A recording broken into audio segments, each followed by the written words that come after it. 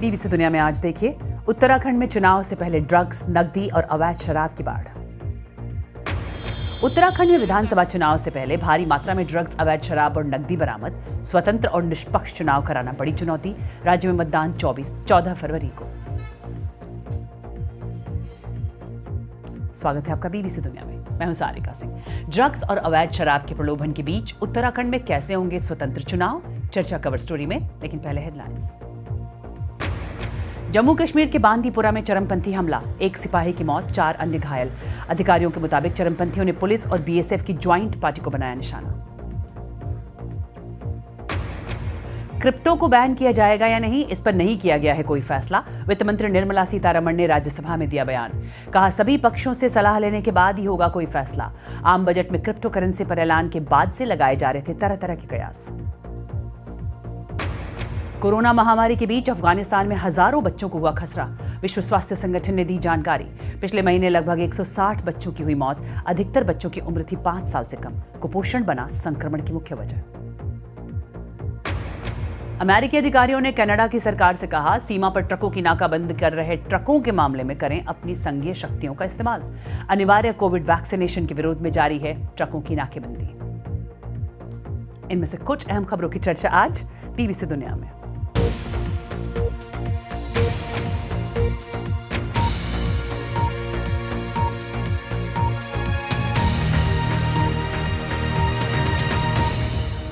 चौदह फरवरी को गोवा और उत्तराखंड में एक ही चरण में विधानसभा चुनाव के लिए मतदान होगा।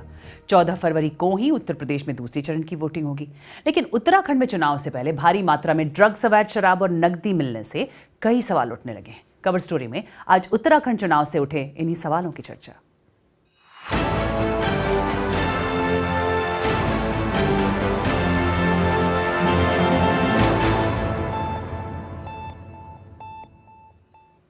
तो उत्तराखंड में विधानसभा की सभी 70 सीटों के लिए सोमवार को मतदान होना है। जहां कांग्रेस पार्टी हरीश रावत के चेहरे के साथ चुनाव मैदान में है, तो मोदी की चमक के सहारे बीजेपी सत्ता में बने रहने की कोशिश कर रही है। वहीं आम आदमी पार्टी केजरीवाल के नाम पर दम भर रही है। पर चुनावी गहमागहमी के बीच विधानसभा चुनाव से पहले उत्तराखंड में बड़े पैमाने पर ड्रग्स, अवैध शराब और नकदी मिली। ये मतलब निकाला जा रहा है कि चुनाव से पहले मतदाताओं को प्रलोभन देकर उनका वोट हासिल करने की कोशिश हो रही है। इन कोशिशों को विफल करने के लिए चुनाव आयोग ने भी कमर कस ली है। बड़े पैमाने पर कार्रवाई हो रही है।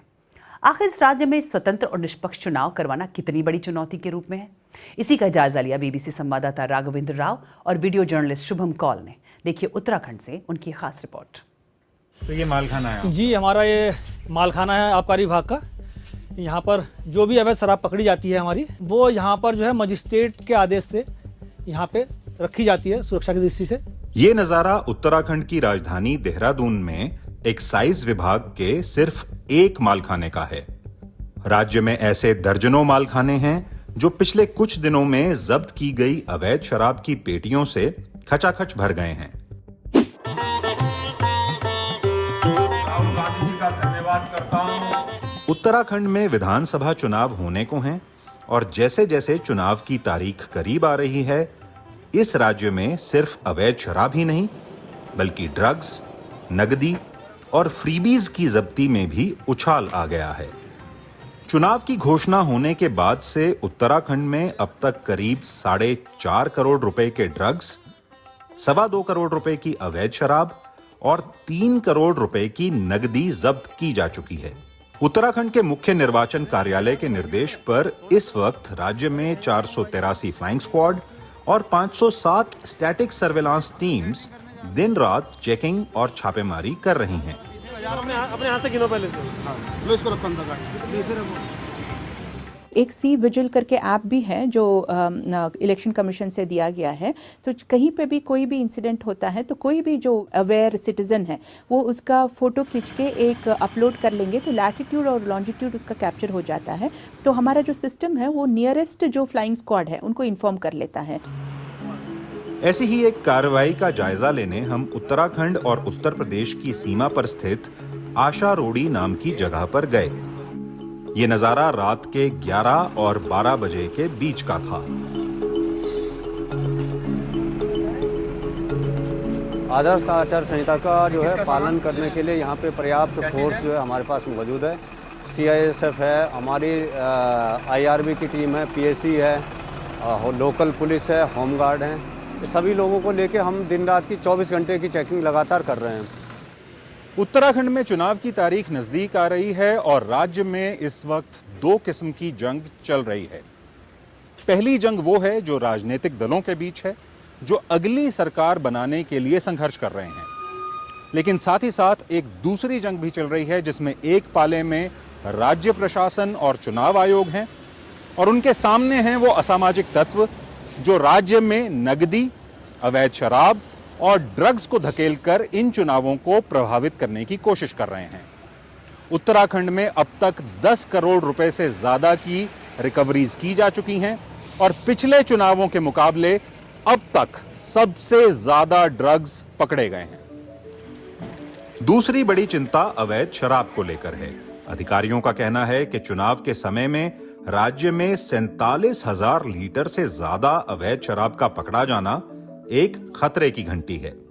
लिक्कर का काफ़ी प्रचलन होता है, तो लिक्कर सीजर भी काफ़ी इस दौरान हमारे द्वारा की गए हैं, जो लगातार वो होती जा रही हैं, हम करते जा रहे हैं। उसका हम जो चेन है उस चेन को भी हम देख रहे हैं कि कहाँ जा रही है, कहाँ से आ रही है, तो उस पर भी लगातार हमारी कार्रवाइयाँ हो रही हैं। इस बार चुनाव आयोग की नजर उन फ्रीबीज पर भी है जिनका प्रलोभन देकर राजनीतिक पार्टियां या उम्मीदवार मतदाताओं को प्रभावित करने की कोशिश कर सकते हैं। अब तक की गई कार्रवाई में 23 लाख रुपए से ज्यादा की फ्रीबीज को जब्त किया गया है। प्रलोभन के लिए इस्तेमाल की जाने वाली इन चीजों में मोबाइल फोन और उनके एक्सेसरीज, टैबलेट्स और गर्म कपड़े शामिल हैं। उत्तराखंड के चुनाव में जिस तरह से शराब, ड्रग्स और नकदी की जब्तियां हो रही हैं, ये साफ है कि मतदाताओं को प्रलोभन देने की कोशिशें चरम पर हैं। इस सब के बीच चुनाव आयोग के लिए इस राज्य में स्वतंत्र और निष्पक्ष चुनाव करवाना एक चुनौती के रूप में उभरा है। वीडियो जर्नलिस्ट शुभम कौल के साथ राघवेंद्र राव, BBC। और उत्तराखंड की राजनीति में क्यों मची है उथल-पुथल? क्यों बार बार बदले गए मुख्यमंत्री? धर्म संसद से उठे विवाद, इन सब पर हमने बात की मुख्यमंत्री पुष्कर सिंह धामी से और उनसे बात की BBC संवाददाता राघवेंद्र राव ने। आप ऐसा मानिए कि गाड़ी के ड्राइवर बदले हैं, गाड़ी चलती रही। जनता के मन में है कि समय मुझे कम मिला है और समय देना चाहिए, इसलिए उत्तराखंड की जनता पूरा आशीर्वाद दे रही है और हमने नारा दिया है अब की बार 60 पार, और हम उत्तराखंड की देवतुल्य जनता के आशीर्वाद से 60 पार जा रहे हैं। पिछले कुछ दिनों में हरिद्वार में जो धर्म संसद में हेट स्पीच का मामला हुआ वो बहुत सुर्खियों में रहा। आपको नहीं लगता इससे भी आपके राज्य की छवि और आपकी सरकार की छवि पे एक बुरा असर पड़ा है? नहीं, देखिए, उसमें कानून ने अपना काम किया है और कानून सम्मत, विधि सम्मत हमने पहले ही कहा, क्योंकि उसमें कुछ लोगों ने मेरी भी आलोचना करी कि हमने कार्रवाई नहीं करी है, और कभी कार्रवाई हुई तो लोगों ने कहा क्यों कार्रवाई हुई, तो हमने कहा इसमें कानून अपना काम करेगा। देखिए, हम कानून को मानने वाले हैं और भारत के संविधान पर हम सबका भरोसा है, तो कानून की स्थिति बनी रहनी चाहिए। इस बात को लेकर भी आपकी सरकार की आलोचना रही है। ये कहा गया कि आपके सरकार के टर्म में कुंभ एक सुपर स्प्रेडर इवेंट बन गया, कोविड मिसमैनेजमेंट की बात हुई, उस पर कार्रवाई हुई। फेक टेस्टिंग पर हमने पूरी कार्रवाई करी है। जो भी उसके जिनके खिलाफ पाया गया उनको सस्पेंड किया गया है, उनके खिलाफ कार्रवाई हुई है। आपके विपक्षी जो लोग हैं, विपक्षी पार्टियां और आपके आलोचक, उन्होंने तरह तरह के नाम आपको देने शुरू किए हैं। आपको खनन प्रिय मुख्यमंत्री के नाम से पुकारा जा रहा है। यहाँ पे इलीगल माइनिंग को लेकर तरह तरह के आरोप हैं सरकार के ऊपर, उस पर आप क्या कहेंगे? देखिए, एक तो मैं बताऊं कि कहीं भी कोई इलीगल माइनिंग हमारे समय में हुई नहीं है। कहीं पर एक जगह बता दीजिए जहां इलीगल खनन हुआ हो, खनन में कोई गलत बात हुई हो। हाँ, ये जरूर है कि कांग्रेस की सरकार में जरूर इलीगल खनन होता था, पूरी गंगा जी चिल्लाती थी, त्राईमाम होता था। तो ये तो वही हुआ कि जो कोई मुद्दा नहीं है, तो वो मैं कहूँ कि 900 चूहे खा के बिल्ली हज को चली, वो हमारे ऊपर क्या आरोप लगाएंगे। और ब्रेक के बाद दिखाएंगे कैसे अचूक निशाना लगाती हैं अवनी लेखरा, और अमेरिका ने अपने नागरिकों से क्यों कहा यूक्रेन छोड़ दें। सब जानेंगे एक ब्रेक के बाद।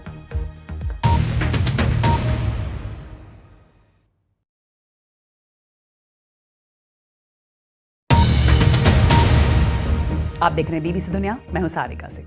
और अब बात बीबीसी के Indian sport women of the year award की। इस साल खिताब के 5 दावेदारों के नामों की घोषणा हो गई है। 20 साल की पैरालंपिक खिलाड़ी अवनी लेखरा उन 5 दावेदारों में से एक हैं। अवनी पैरालंपिक खेलों में गोल्ड मेडल जीतने वाली भारत की पहली महिला खिलाड़ी है। जयपुर से बीबीसी संवाददाता वंदना की report.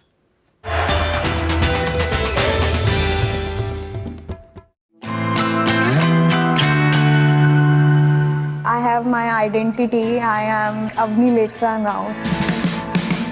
So at that time it was like my dream, female medalist banu.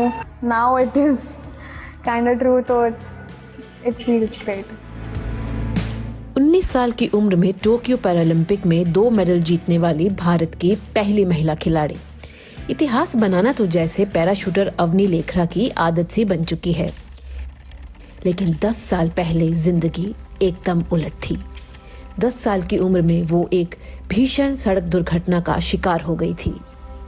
In that accident मुझे स्पाइनल कॉर्ड इंजरी हुई, जिसकी वजह से मुझे वेस्ट बिलो पैरालिसिस हो गया and I can't feel my legs, और मैं मूव भी नहीं कर सकती अपने लेग्स। अपसाइड डाउन हो गया वर्ल्ड। 10 साल के बच्चे से व्हाट डू यू एक्सपेक्ट। मन ही मन टूट रही बेटी का ध्यान बटाने के लिए पिता ने अवनी को पैराशूटिंग पर ले जाना शुरू किया। The turning point was like shooting. Shooting ने मुझे बहुत सेल्फ कॉन्फिडेंस दिया। लेकिन एक विकलांग खिलाड़ी होने के नाते कदम कदम पर अवनी के लिए चुनौतियां थी। इनिशियली जब मैंने शुरू करा था it was not all accessible. हमें खुद का रैंप लगवाना पड़ा था एंड 10 मीटर रेंज पे वॉशरूम्स भी उतने नहीं थे। पैरालंपिक से पहले कोरोना की वजह से शूटिंग रेंज पर जाना नामुमकिन हो गया था, लेकिन अवनी कहाँ निशाने से चूकने वाली थी। घर के अंदर ही उन्होंने शूटिंग रेंज तैयार कर ली। शूटिंग के लिए मैंने डिजिटल टारगेट सेटअप किया घर पे ही। मैं अपने किचन से मास्टर बेडरूम में शूट कर रही थी। घर पे कभी खाना बन रहा है, कभी टीवी चल रहा है। उस टाइम पे अगर मैं रुक जाती या उस टाइम पे मैं ब्रेक ले लेती बड़ा, I don't think gold medal लाना पॉसिबल होता। अवनी ने जिंदगी में बहुत सारे उतार चढ़ाव देखे हैं, पर उनसे निपटना भी बखूबी जानती हैं। It's not like कि आप हमेशा ही हैप्पी रहोगे। You have to go in front of the mirror every day, see yourself and say that हाँ, this is the body I am in. I'm in love with this body. I'm capable. मैं हर वो काम कर सकती हूँ जो मैं करना चाहती हूँ। I am deserving. पैराशूटिंग की मास्टरी ही अवनी के लिए काफी नहीं है। वो कानून में भी उस्ताद बनना चाहती हैं और उसी की पढ़ाई भी कर रही हैं। लेकिन एक अच्छे निशानेबाज की तरह उनकी पैनी निगाह अपने अगले लक्ष्य पर है। लॉन्ग टर्म तो it is to win a medal in Paralympic 2024, win multiple medals. So उसी के लिए अभी हम प्रैक्टिस। शुभम कौल के साथ वंदना, बीबीसी जयपुर। और बीबीसी की मुहिम Indian sports women of the year के लिए इस साल खिताब के 5 दावेदारों में गोल्फर अदिति अशोक, मुक्केबाज लवलीना बोरगोहाई, वेटलिफ्टर मीराबाई चनू, पैराशूटर अवनी लेखरा और बैडमिंटन खिलाड़ी पीवी सिंधु शामिल हैं। और अमेरिकी राष्ट्रपति जो बाइडेन ने यूक्रेन में मौजूद अमेरिकी नागरिकों से यूक्रेन चले आने के लिए कहा है। रूस ने अपने 1 लाख से ज्यादा सैनिकों को यूक्रेन की सीमाओं पर तैनात किया है। हालांकि रूस बार बार कह रहा है कि यूक्रेन पर हमला करने की कोई योजना नहीं है। इसी मुद्दे पर अमेरिकी राष्ट्रपति जो बाइडेन ने एनबीसी न्यूज लेस्टर हॉल्ट को दौरान क्या कहा? World war. Russia started there. Different world. On behalf of simply evacuating Americans. No, how do you do that? How do you even find them?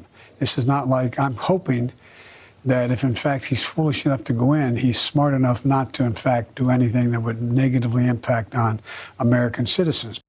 What I've asked is American citizens should leave now.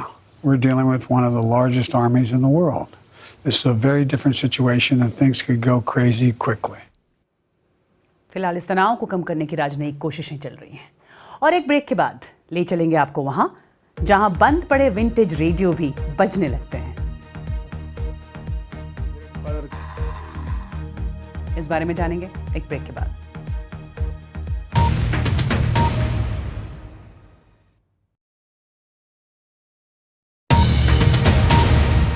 आप देख रहे हैं BBC दुनिया, मैं हूं सारिका सिंह। 13 फरवरी को मनाया जाता है इंटरनेशनल रेडियो डे, तो हमने सोचा क्यों ना इस मौके पर आपको विंटेज रेडियो की याद दिलाई जाए। हैदराबाद में एक ऐसी दुकान है जहां विंटेज रेडियो आज भी ठीक किए जाते हैं, जहां देश विदेश से लोग अपने रेडियो ठीक कराने आते हैं। कैसे आज भी पुरानी यादों को वहां संजोकर रखा गया है, देखिए बीबीसी संवाददाता संगीतम प्रभाकर की इस रिपोर्ट में।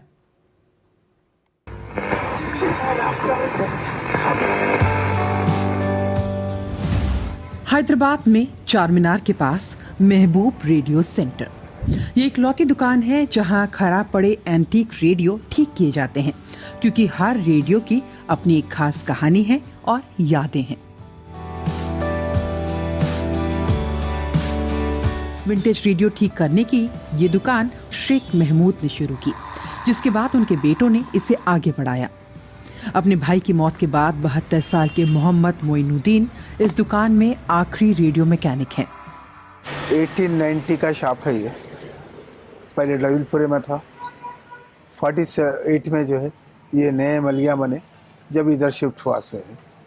आज भी चल रहा है हमारा शॉप। बहुत से लोग जो अपने पूर्वजों की याद के तौर पर पुराने रेडियो रखते हैं, वो उन्हें ठीक कराने यहाँ आते हैं। लोग लेके रेडियो लाने के बाद में उनको उम्मीद नहीं रहता कि बनेगा या नहीं बनेगा। जब बन जाएगा बोले तो ठीक है, बोले बनाए। टाइम जो बोलते टाइम भी देते वो लोग, पैसे बोले पैसे भी देते वो लोग। बनाने के ले जाने के बाद में जब सुनते वो लोग, अभी आजकल न्यू जनरेशन के हिसाब से उसमें FM भी अटैच करते हम लोग, वो लोग ले जाके खुश होते हैं। न सिर्फ तेलुगु भाषी लोग बल्कि दूसरे राज्यों यहाँ तक कि विदेशों से भी लोग यहाँ अपने पुराने रेडियो ठीक कराने आते हैं। आंध्रा से, तेलंगाना से, आपके बॉम्बे से, दिल्ली से, कश्मीर से, इधर से, अदर स्टेट से बहुत आते हैं बनने के लिए, जो इंटरेस्टेड रेडियो के रखने वाले। आजकल क्या हो गया, ये रेडियो एंटीक पीस हो गए, तो शो के लिए रख रहे हैं। शो में रखने के बाद में चालू भी रहेगा, तो ये चीज़ के वास्ते बहुत ज़्यादा वो लोग को ख्वाहिश है। एक रेडियो को ठीक कराने में करीब 4 से 8 दिन का वक्त लगता है, जिसे ग्राहकों को एक दिन जांच करने के बाद ही वापस किया जाता है। मोइनुद्दीन कहते हैं कि उनके बाद इस दुकान को देखने वाला कोई नहीं। कि मेरे फादर का शॉप है, इसको चलाना है, फायदा हो नुकसान हो, मेरे फादर का नाम रखना है। अभी मेरे बाद में कोई बनाने वाला नहीं है, ना करने वाला है। और कार्यक्रम कैसा लगा ये बताने के लिए आप मुझे ट्वीट कर सकते हैं @BBC सारिका पर। बीबीसी दुनिया में फिलहाल इतना है।